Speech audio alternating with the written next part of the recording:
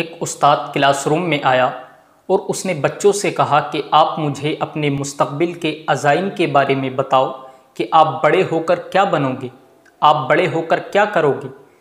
تو کسی نے کہا میں انجینئر بنوں گا، کسی نے کہا میں ڈاکٹر بنوں گا، کسی نے کہا میں جج بنوں گا، کسی نے کہا میں وکیل بنوں گا، کسی نے کہا میں پولیس آفیسر بنوں گا، کسی نے کہا میں سیاستداں بنوں گا، کسی نے کہا میں سائنسداں بنوں گا۔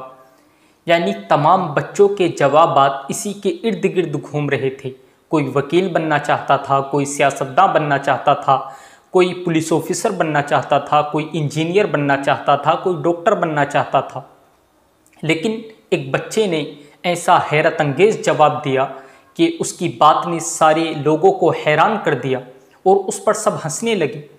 وہ بچہ ڈاکٹر نہیں بننا چاہتا تھا، وہ بچہ انجینئر نہیں بننا چاہتا تھا، وہ بچہ پائلٹ نہیں بننا چاہتا تھا، وہ بچہ پولیس آفیسر نہیں بننا چاہتا تھا، وہ بچہ سیاستداں یا سائنسداں نہیں بننا چاہتا تھا۔ اس بچے کا جواب سارے بچوں سے بالکل مختلف تھا۔ استاد نے اس سے پوچھا کہ بیٹا آپ بڑے ہو کر کیا بنو گے؟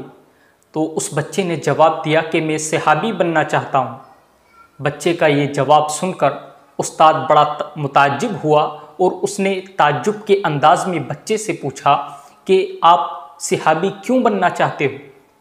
تو اس بچے نے جواب دیا کہ میری ماں ہر رات مجھے کسی نہ کسی صحابی کا قصہ سناتی ہے، کبھی فاروق اعظم کی دلیری کا قصہ سناتی ہے، کبھی خالد بن ولید کا قصہ سناتی ہے، کبھی طارق بن زیاد کا قصہ سناتی ہے، کبھی ابو عبیدہ بن جراح کے قصے سناتی ہیں، کبھی بلال حبشی کے قصے سناتی ہے۔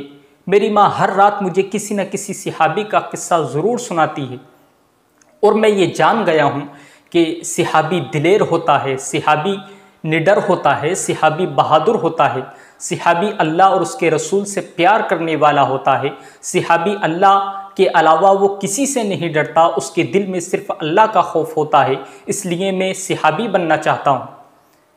استاد اس کی یہ بات سن کر بڑا متعجب ہوا اور اس کی آنکھوں سے آنسو جاری ہو گئے۔ وہ جان گیا تھا کہ اس بچے کے پیچھے یقیناً اس کی عظیم ماں ہے، اسی لیے اس بچے نے ایک عظیم ہدف چنا ہے۔